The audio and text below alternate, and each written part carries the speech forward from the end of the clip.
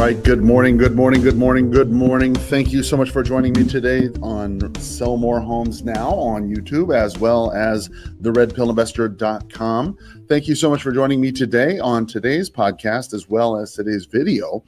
We're going to go ahead and have a great time prospecting, trying to set a few appointments with some expired listings, a couple cancels, maybe even a cold call or two. We'll see what we can do about getting us an appointment.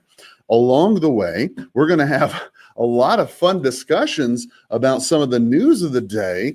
One of the top stories that you're definitely going to want to learn and hear about is how a local, a fellow, I should say, with LocalBitcoins, I should say, it's a trading outfit. He offered fake real estate for Bitcoin.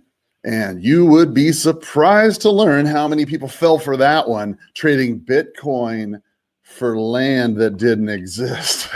Then, of course, we're going to go ahead and jump right into the larger, more concerning story, of course, which is First American Financials Corporation, the First American title people, if you will.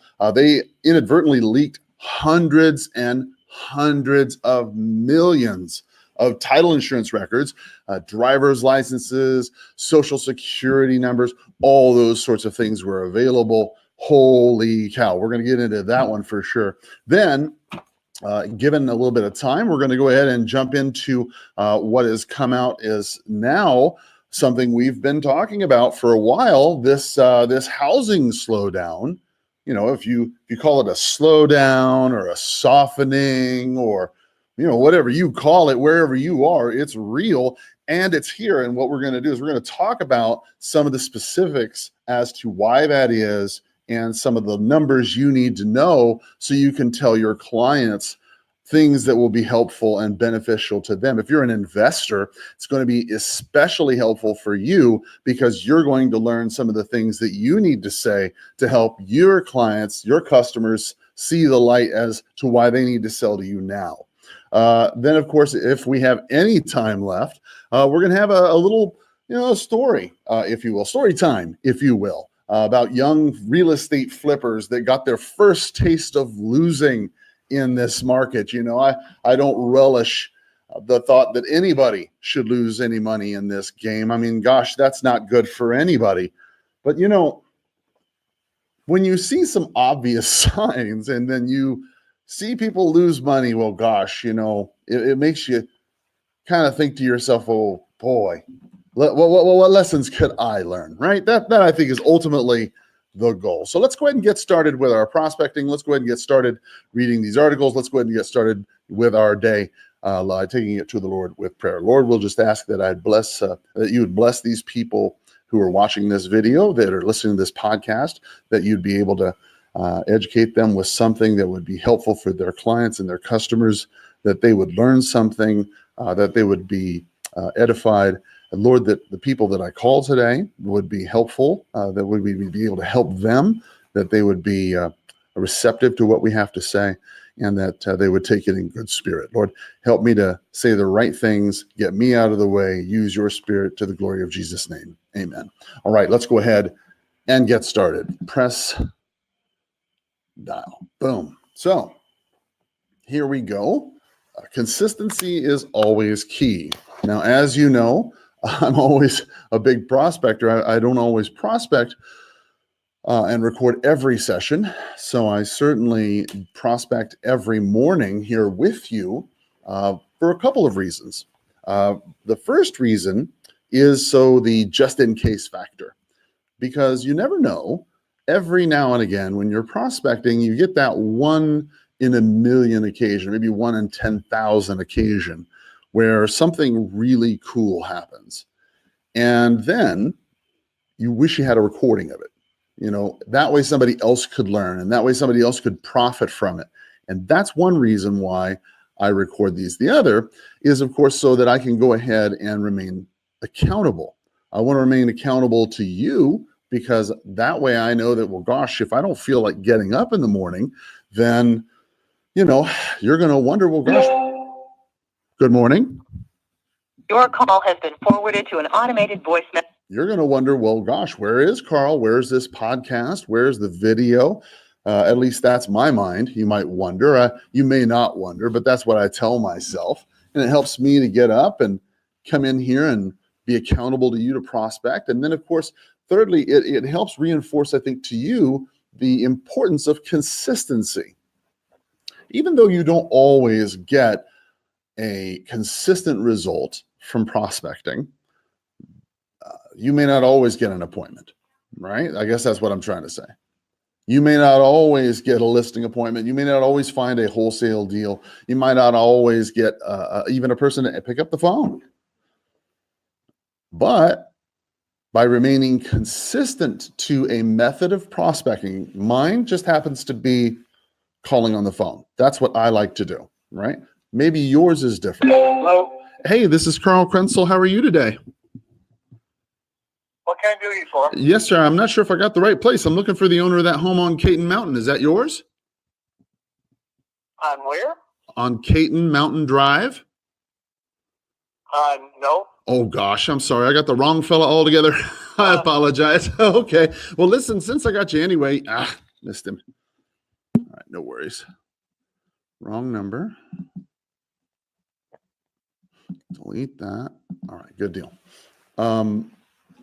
Thirdly, that just because prospecting on the telephone is my method doesn't mean that that's going to be your method. Maybe your method is door knocking. Maybe your method is, I don't know, direct mail, right? Maybe your method is handwriting yellow letters. Whatever your method of lead generation is, you have to be consistent in order for it to work.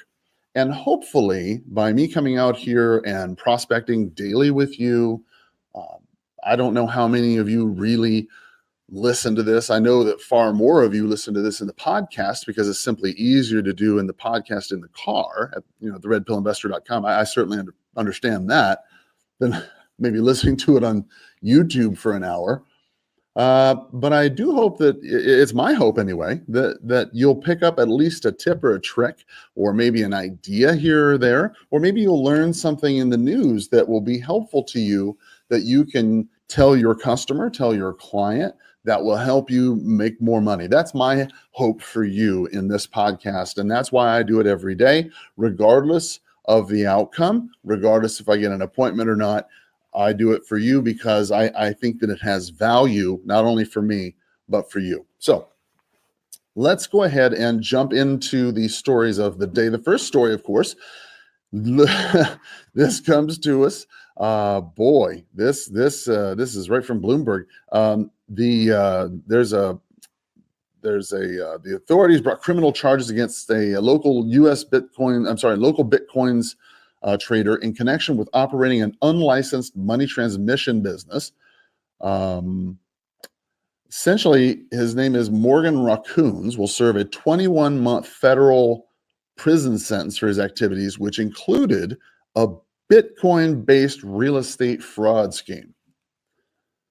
An indictment appeared in November 2017 with an arrest in February of 2018. And after his release on bail, however, Raccoons began operating an allegedly outright criminal business, Bitcointopia, offering land which never existed in return for Bitcoin. Now, to put this in perspective for you, this guy is trading at, he's trading at LocalBitcoins, and he's doing over 1,000 trades on this platform until the end of 2017. He's sitting there doing well over 1,000 trades. Okay. And he failed to register as a money transmitter with the Financial Crimes Enforcement Network. And because of that, I guess he kind of fell under their radar. And that's what kind of caused them to pick him up in the first place. So he got picked up. And then when he was released, then he began this illegal business of offering land in return for Bitcoin. Now, obviously, people would send this fellow Bitcoin and they never received title for land as promised. and it turns out that the federal agents have determined. Hello. Hi, this is Carl Krenzel. How are you today? What's that? My name is Carl. I'm not sure if I have the right person. I was looking for Mary. She owns a property on Via Roma. Is that yours? She owns property where? Via Roma. Mary Knapp, are you the owner of that home on Via Roma? No, I'm not. Oh my gosh, I have the wrong number. I apologize. I apologize. Well, since I've got you anyway, do you happen to know of anybody who's got an unwanted home that I could buy for cash? No, I don't. Okay, no problem. Well, I appreciate you taking the time to think about it anyway, okay? Bye. Okay. Have a great day. Bye-bye. All right.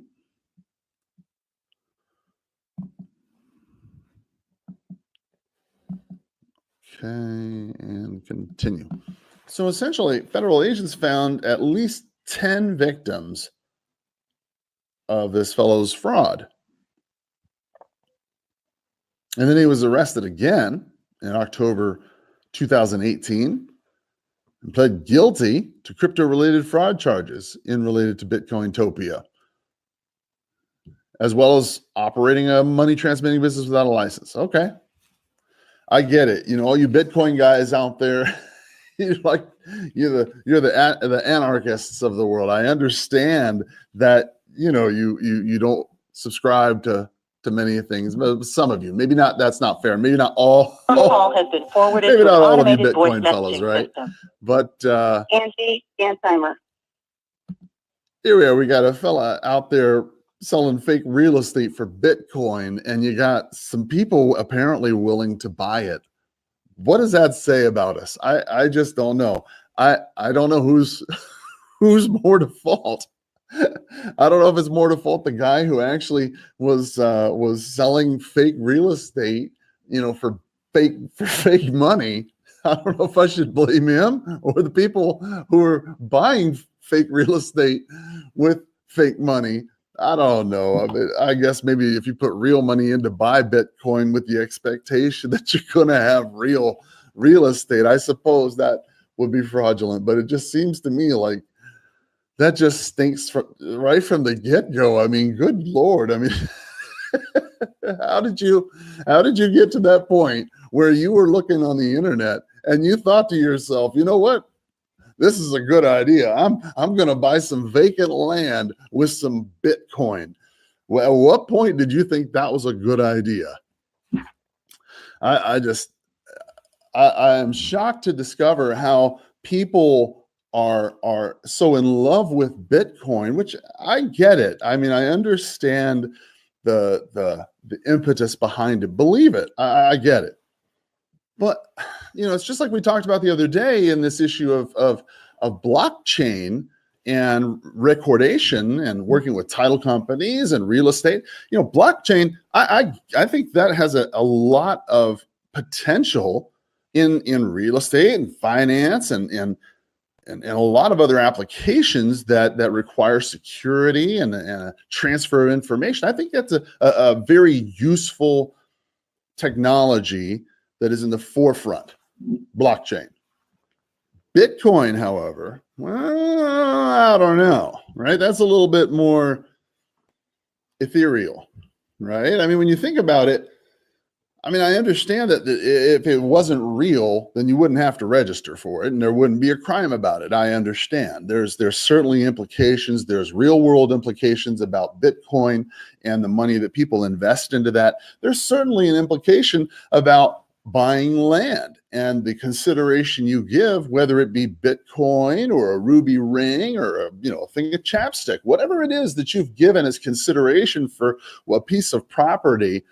You have a reasonable expectation that consideration will be, used in return for real property. But if you're offering out property that is not real and you're trying to get Bitcoin out of it, I don't know. I mean, just seems like there's a whole lot of peanut butter in that peanut butter and jelly sandwich that's just smushing around. I don't know. Maybe I'm old fashioned.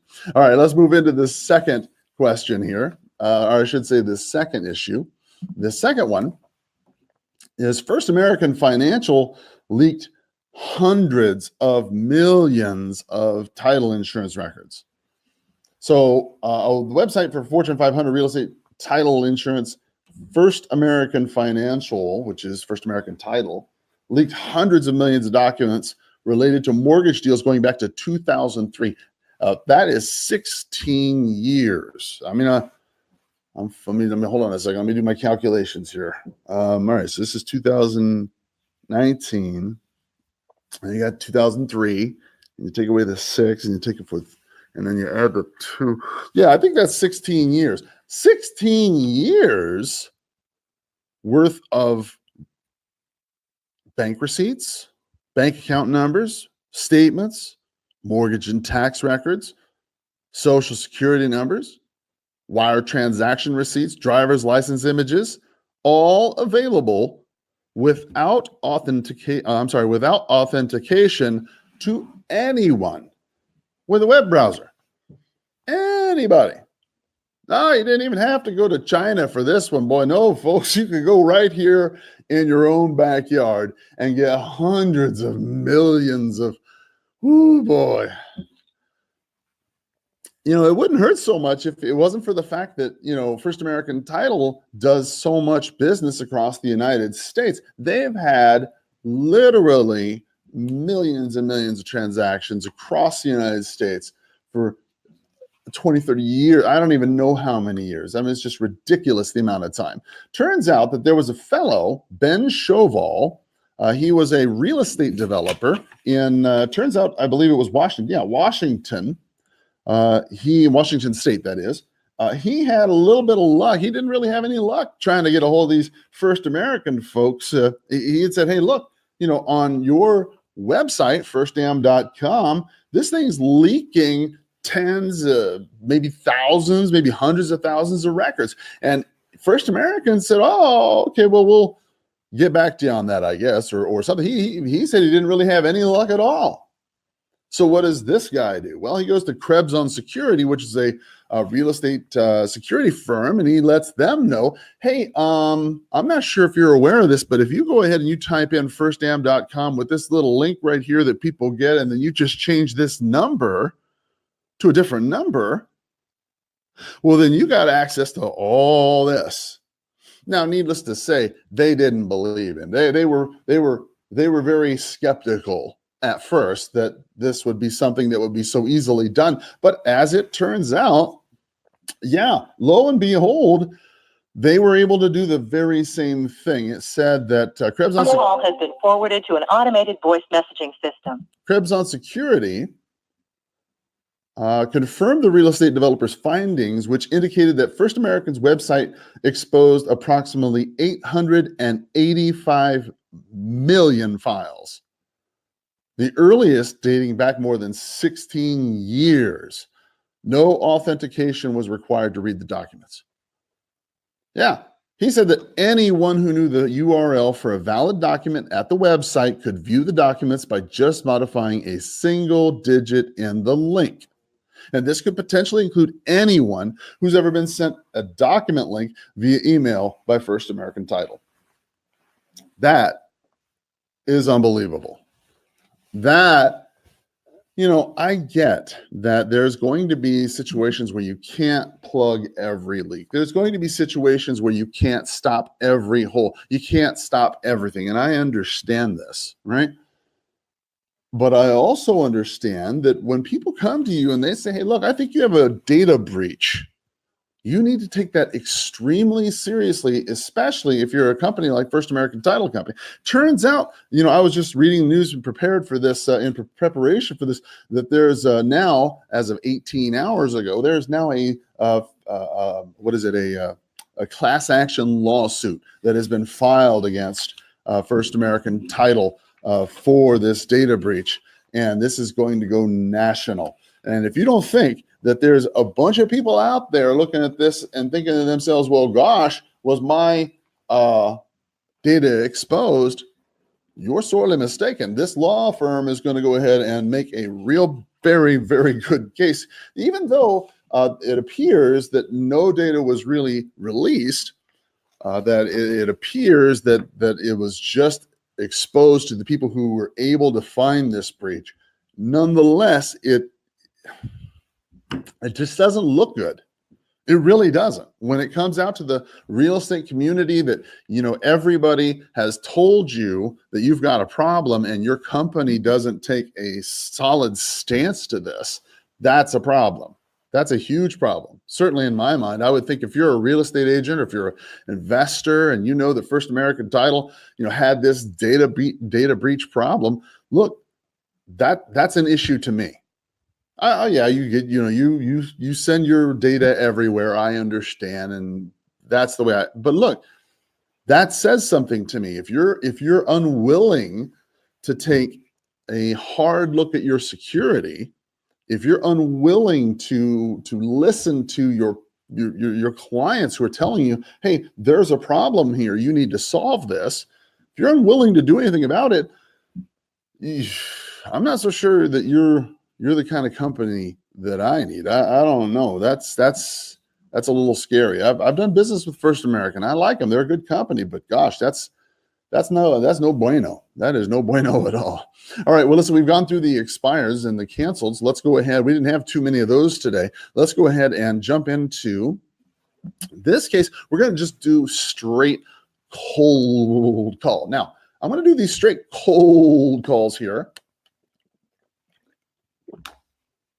in this neighborhood simply to demonstrate a couple things. First, that you're going to be able to find some people who will be interested at least in what their values are, right? And as an investor, especially as a realtor who invests, this is something that can help. Calling into an area that's a little bit older. I know this has a little bit of a higher turnover area. This is not the one that I was calling yesterday. This is actually This is Rick. Leave me a message. This is actually an area up near the foothills of Tucson, Arizona.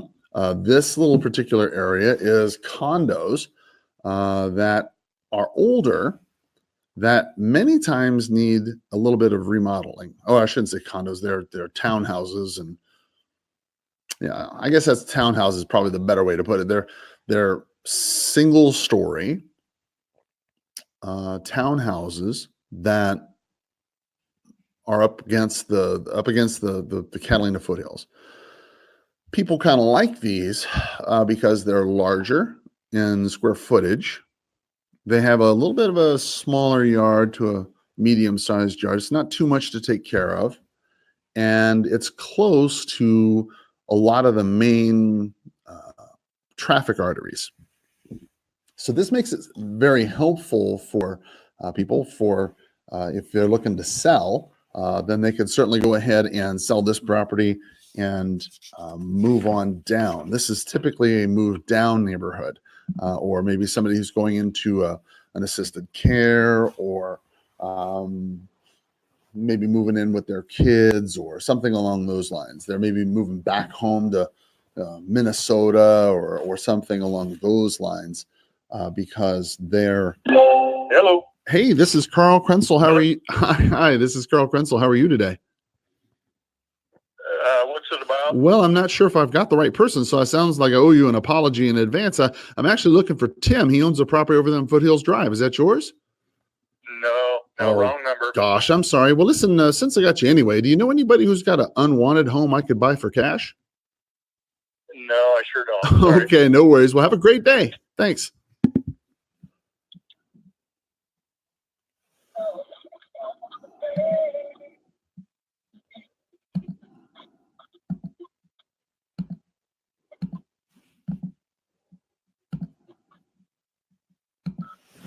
All right, there we go.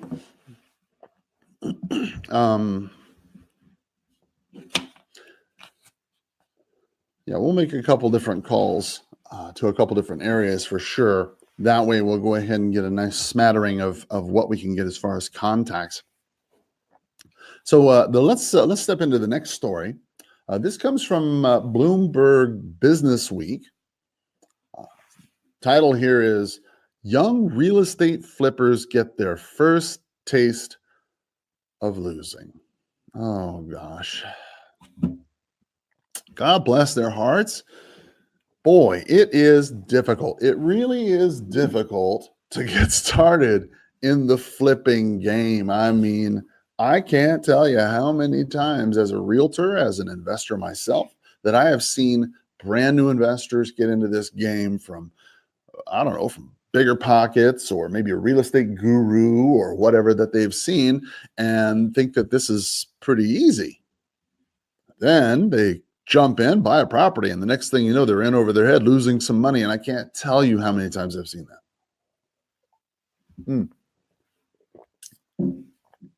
Says that after piling in when the market was hot, investors are facing losses from homes that take too long to sell. This article comes to us from Prashant Gopal over there at Bloomberg Business Week. He wrote this article, and I'll tell you, I went ahead and read this article, and it's super informative. If you have an opportunity to go to check it out, I would highly recommend that you go look at Bloomberg's article over there, because they talk about some very personal stories that I think we could all relate to. I mean, maybe not you, but maybe somebody you know. All right, maybe somebody you know is in the real estate game, who's got in the real estate game strictly because of flipping. And, there's nothing wrong with it. But I think you would agree that there's an awful lot of people in the business who are trying to flip properties. I know that here in Tucson, there's multiple agents buying properties and, putting a certain finish on them and turning around and selling them. That's just the way they operate. And that's okay. I mean, there's no problem with that. I mean, all love to them, right? But it does take a little bit of finesse. It does take a little bit of understanding. It's not like... Hi, this is Jenny. Please leave me a message and I'll call you back. Thank you. This is not like something that you could just jump into and then all of a sudden, boom, you've got it and it's no problem. It's a skill set, right? The story starts off with a fellow by the name of Sean Pan. Sean Pan, it really wouldn't matter if his name was Sean Pan or Sean John or John Smith or Peter Joe. It wouldn't matter. This is everybody. This is the guy in your town, right? Tell me if this sounds like anybody you know, right? If you're a realtor and an investor, you can certainly appreciate where I'm coming from with this one, right? It says that Sean Pan wanted to be rich, and his day job as an aeronautical engineer just wasn't cutting it. So at 27, he started a side gig flipping houses in the booming San Francisco Bay Area. Wow. Well, first of all, kudos to you, Sean Pan. I mean, kudos to you for wanting to go ahead and flip houses in the San Francisco Bay Area. That takes a big pair. I mean, you are a brave man, right?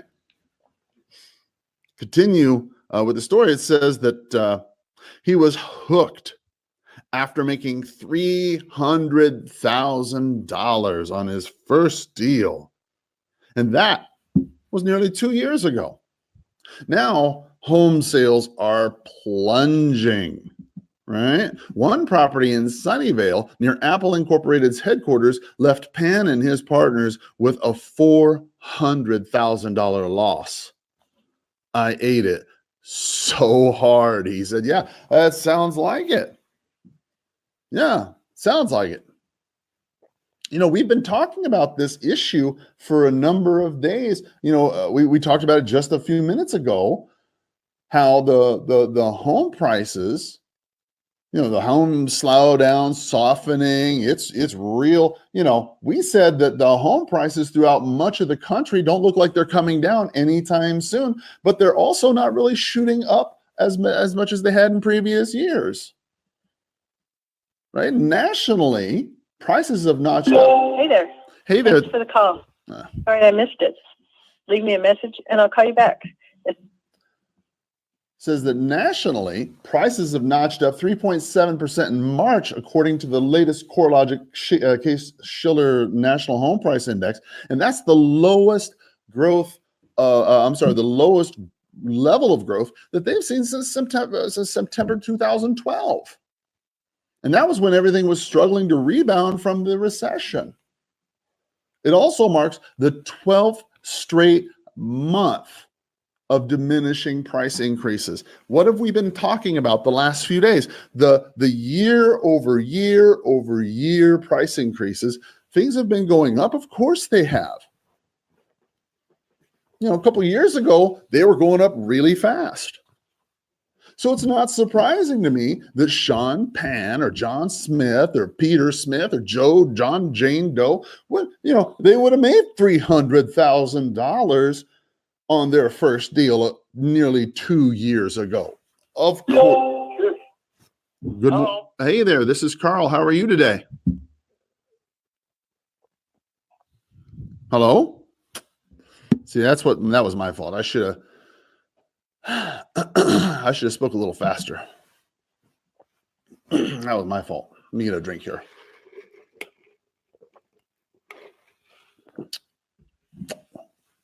One thing I've noticed is after all this talking, my voice is starting to give a little gruff on me. Plus, there's a little bit of asthma in the air, right? Or I should say pollen in the air. So it makes it a little bit more difficult. Excuse me. So it's not really difficult for me to believe that Sean Pan or John Smith or Jane Doe or anybody else would make $300,000 2 years ago when the market was rocketing up. But as we've seen, the 12th straight month of diminishing price increases, it's not like the prices are going down. It's just that they're not going up as fast as they used to. Let's go back into this story. Says that a new crop of flippers inspired by HGTV reality shows, real estate meetup groups, and get-rich gurus piled into the market in recent years as rapid price gains helped the last property cash fade from memory.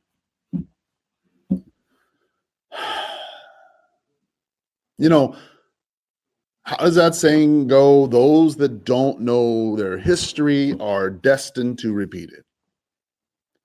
Has it really been that long? Has it really been that long that we've forgotten the basics of... Hello? Hi, this is Carl Krenzel. How are you today?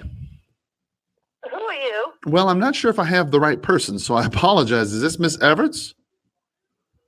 Well, who are you? Yes, ma'am. My name is Carl Krenzel. I was calling about a property you might be the owner of over there on Foothills Drive. I'm a broker who buys property. I was calling to see... Well, first of all, I'm not selling anything, and I don't appreciate these unsolicited phone calls.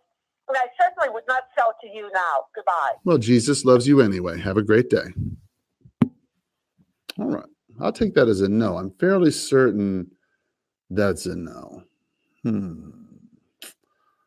Let's say she's not interested. Call that one a no. I think that's certainly fair.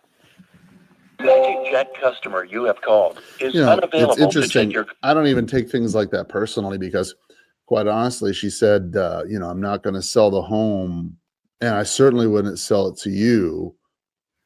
Well, what difference does it make if you're going to sell it to me if you're not going to sell it at all? See what I mean? There's no sense in taking that personally. People just get upset, and that's okay. Some will, some won't. So what? It's not that big of a deal. Keep moving because someone's still waiting. All right, let's move back on.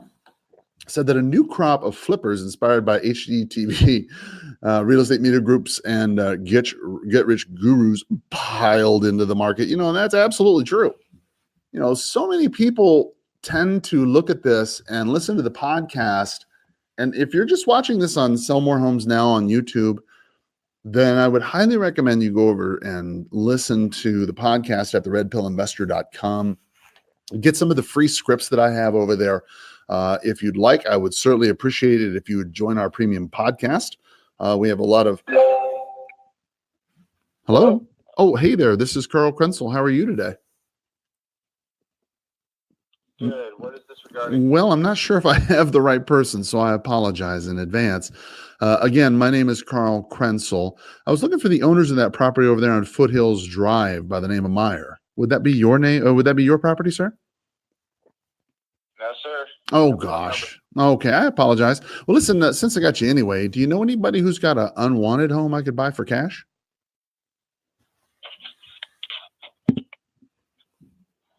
A simple no would probably work, but that's okay. Not that big of a deal. All right, so let's change this one to wrong number. Let's see.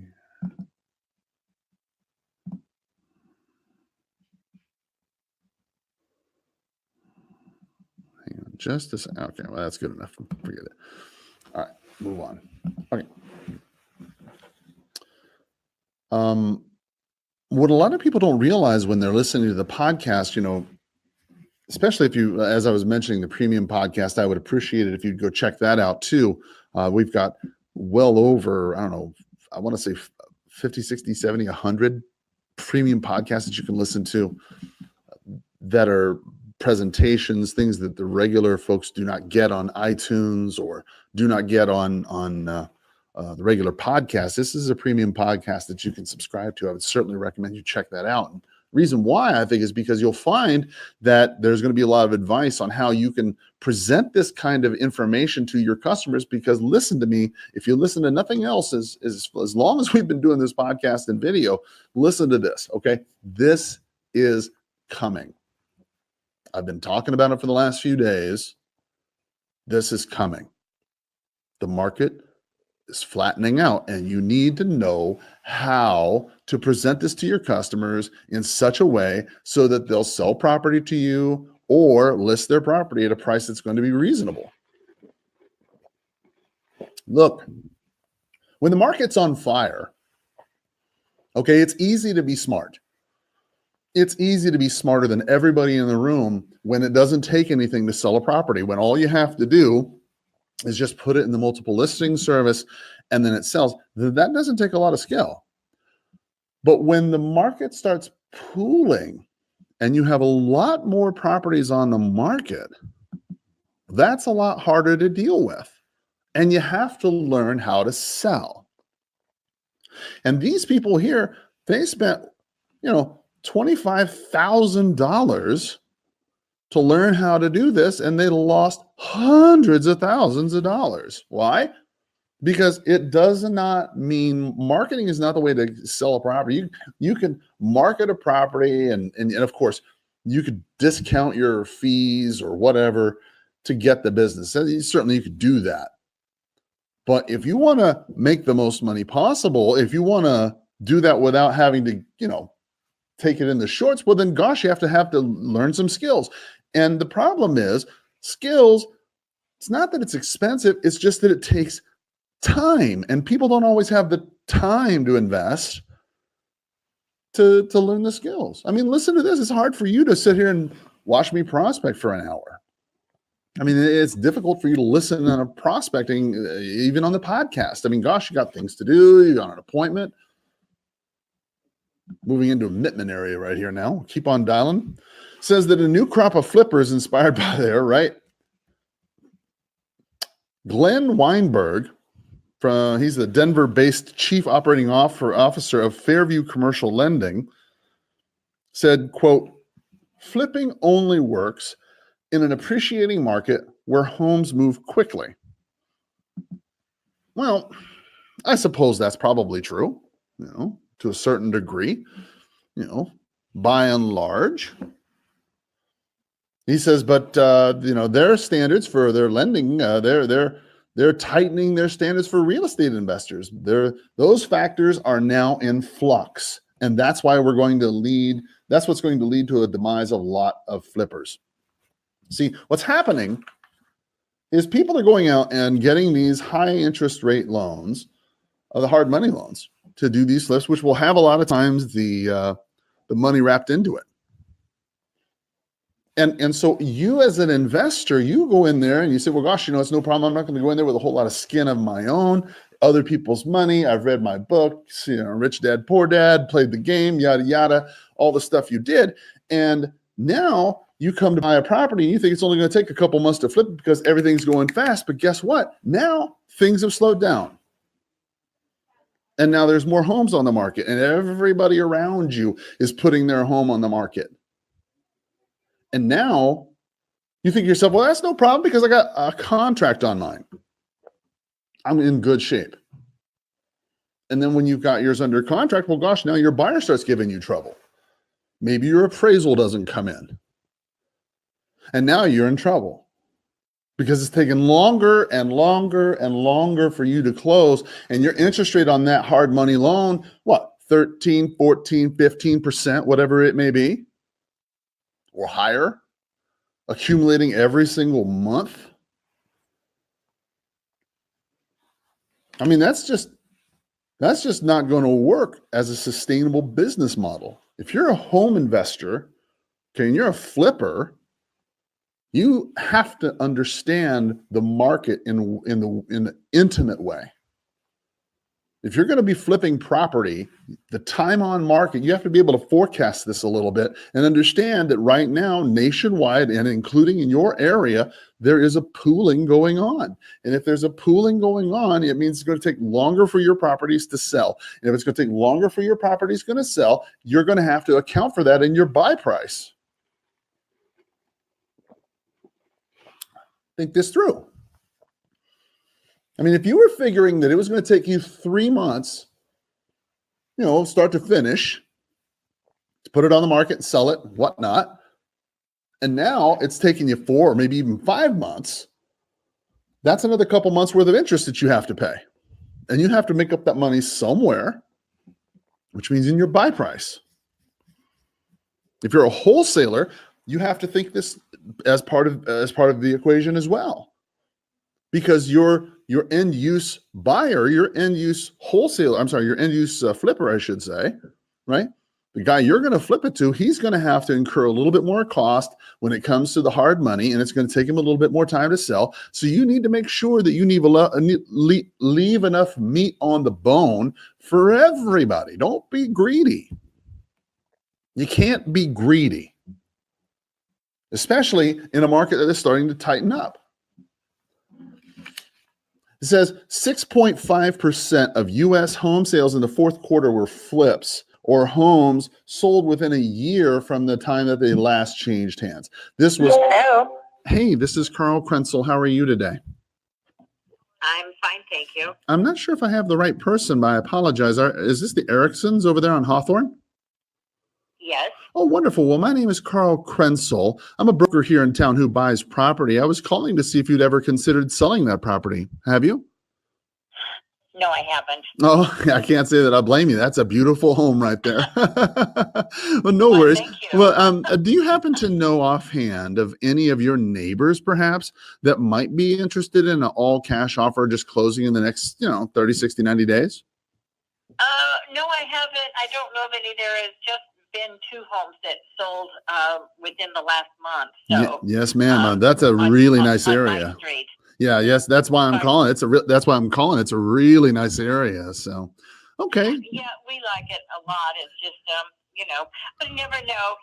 My husband passed away a couple of years ago, so I'm so sorry. well, I am too. But who knows? I hear you. Things change sometimes, so I'll keep you in mind Well, if I ever decide to. Well, I appreciate your time, ma'am. You have a wonderful day. Okay. Thank you very much. All right. God bless. Bye-bye. Bye-bye. All right. So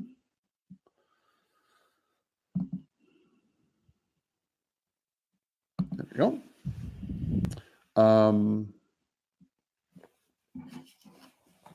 Here we go. 6.5% of the U.S. sales, as we said, it said this was the highest, this is quote, the highest share in seasonally adjusted data going back to 2002. Now, I want to put this in perspective for you, especially if you're on the listening end of this at the podcast, right? For the last 17 years, okay, the amount of flips in the market has always been less than it was in the last fourth quarter of 2018.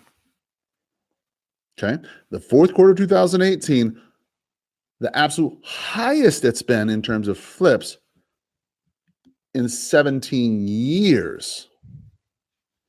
And that was 6.5% of all US sales. Now, that's just according to CoreLogic. All right. Those are the folks who keep track of all this stuff. All right. Now, if you think about its new builds and all these other things that go in there, that can be an incredible amount. Now, when you think about it, all right, in the last housing crash or whatever you'd call it, right? You remember, if you've been in the business any period of time, you'll remember periods of time where people would buy new builds. And they would buy them, speculators would buy them, just specifically with the intent to resell them because, the values were going up so fast. And you remember how there was so much new building going on that back in the day, there would even be people who would, camp out, line up.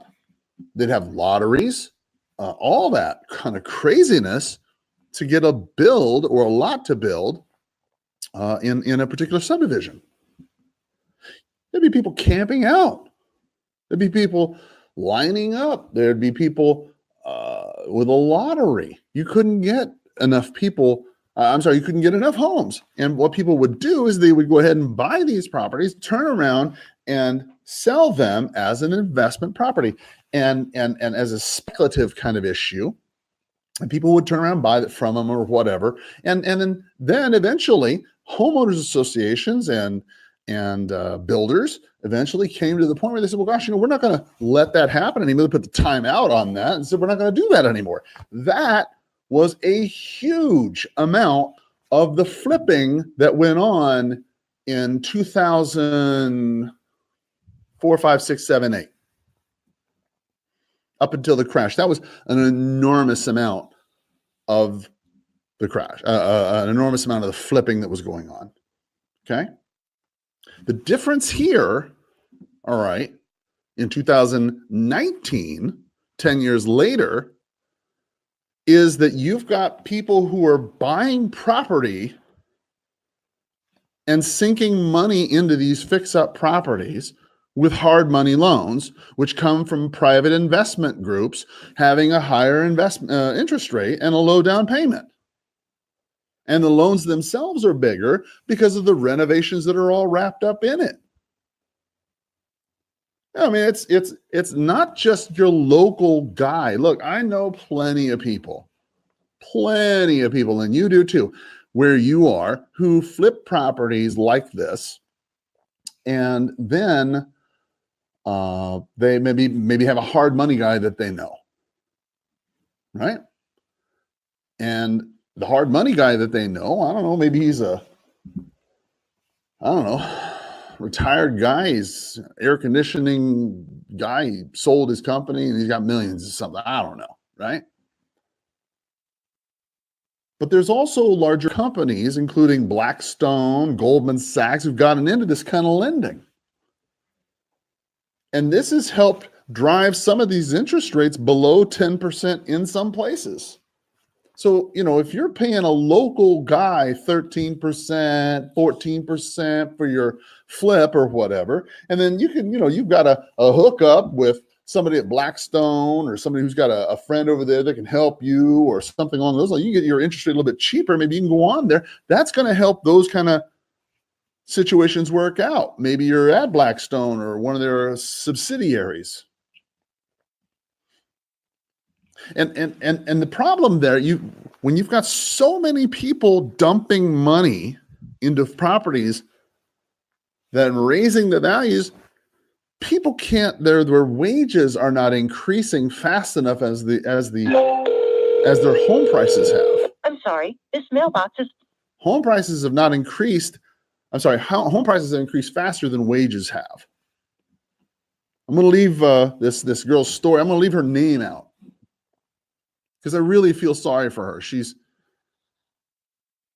doesn't deserve to have her name put on a podcast or in a YouTube video and to be made fun of, because this is horrible. It could happen to a lot of people, and it has happened to a lot of people. So I won't subject her to any kind of ridicule, because God bless her heart, this could happen to anybody, right? But this poor woman in Seattle got into property investing after attending a $25,000 real estate coaching program. The course taught her to, quote, think big, quote, stay positive, quote, and never quit. Jeez Louise.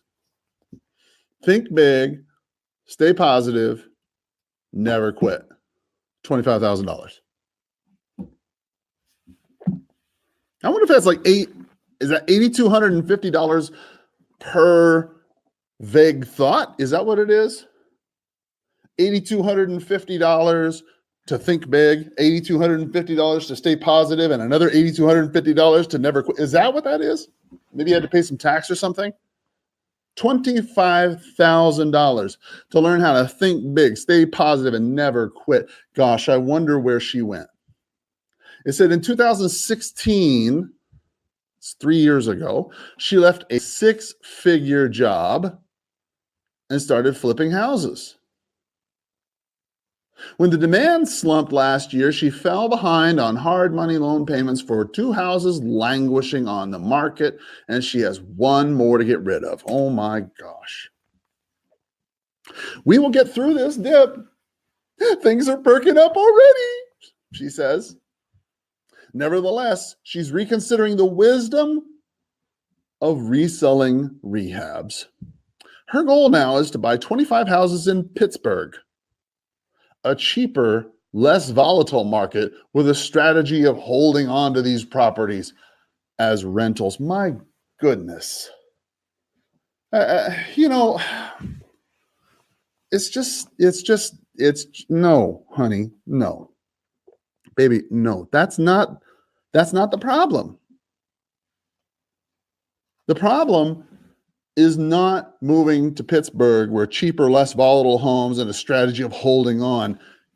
That's not your problem. Your problem is you didn't know what the hell you were doing.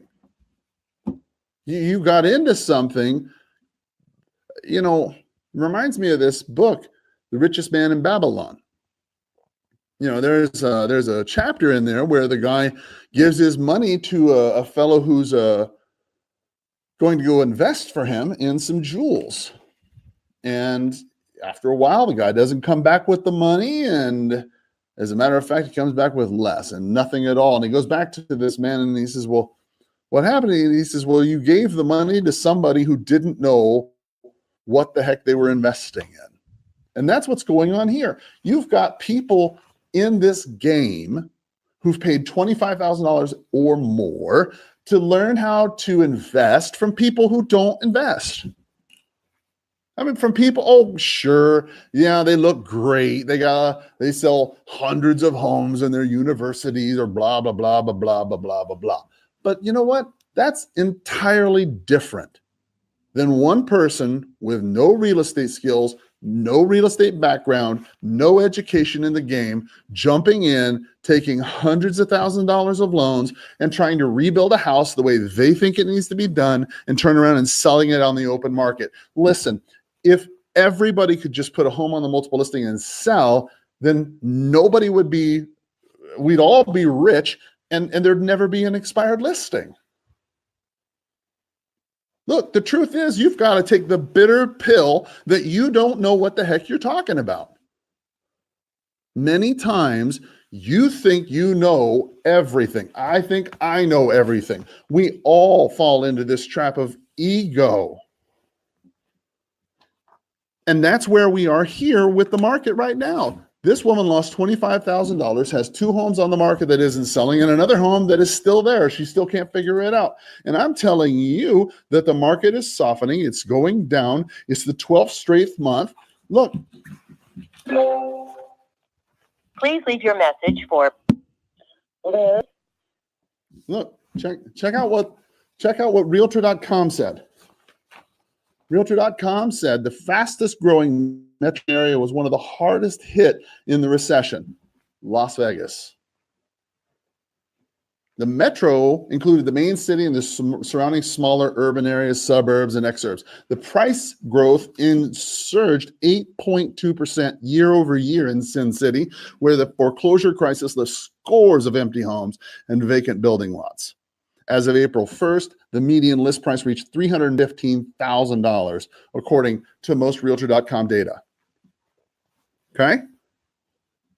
You've got certain areas that surged and did very well because of the market and where it was. When they had all those new homes that they were building, because people were doing all that speculation, and then the market collapsed, and then when you had the market go back up, people came back to the market, there was more buyers available, and now you have a more viable community. Then you see Phoenix following right next to it. You know, Phoenix, they've got 6.1% price growth. The median list price in Phoenix is $349,000. That's great. For people like me here in Tucson, we get ample benefit from that. You know, when you look at Tampa had a 5.3% increase. That's a retirement spot just like Phoenix is. God bless those folks. Now, when you think about it, what does this mean if those were the areas that went up the most while the whole country is kind of going down? Well, where are the areas that are going down the most? Well, I'm going to give you a couple guesses, and I'll bet you'll figure it out very quickly. You're absolutely right. The metros where price appreciation fell the most were also the most expensive. The West Coast saw the biggest drops, with Seattle leading the pack with 11.4% decline in growth, in price growth. 11%. 11%.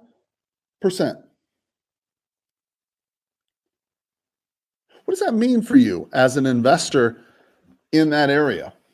I mean, here it is. What did it say? Seattle, 11.4% down in Seattle. And then LA declined 6.7%. San Francisco down 9.9%.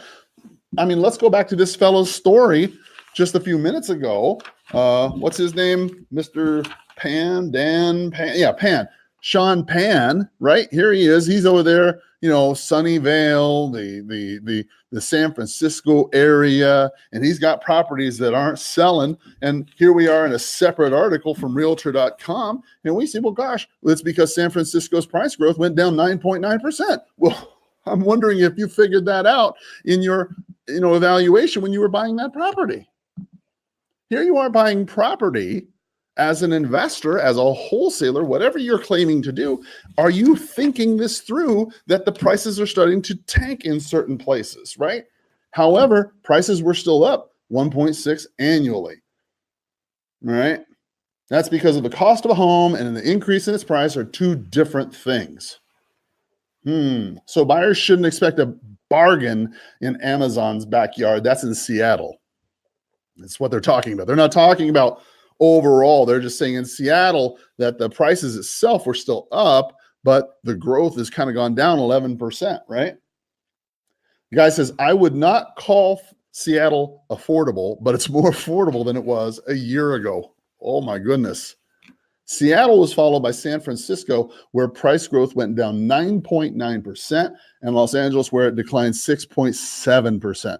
Median prices in those metros were $948,000 and $750,000 respectively.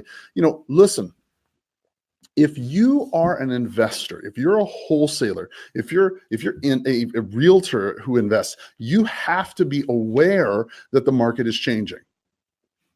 There's just no two ways about it. You have to be aware of this. And if you're not aware of this, if you can't adequately explain this to your customers, if you can't adequately explain this to the people you're talking to or your prospect. Hello? Hey, this is Carl Krenzel. How are you today? Hello? Yeah. Hi, my name's Carl. How are you? Hello? Hi, can you hear me? Hello? Hello? Hello? Well, for whatever reason, I'm not sure. Not sure why she couldn't hear me on that one, but regardless, right? You have to be able to explain this to other people, and I think you also have to be able to persuade your sellers, persuade your buyers, persuade the people you're talking to that the market is changing. And if you're a wholesaler, if you're an investor, if you're a flipper, take this seriously. Okay, for the love of God, please take this seriously. I have seen so many people lose so much money for far less. You have to think this through. The market is changing. That's the best advice I can give you today.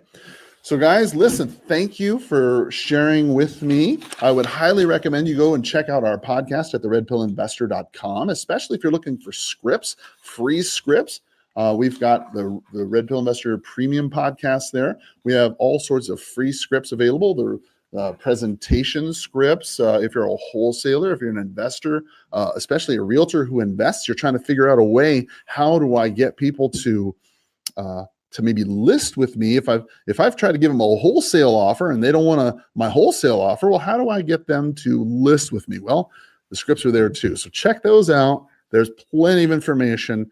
If you have any questions, by all means, feel free to hit the comment box. I will be sure to respond to them as often as I can.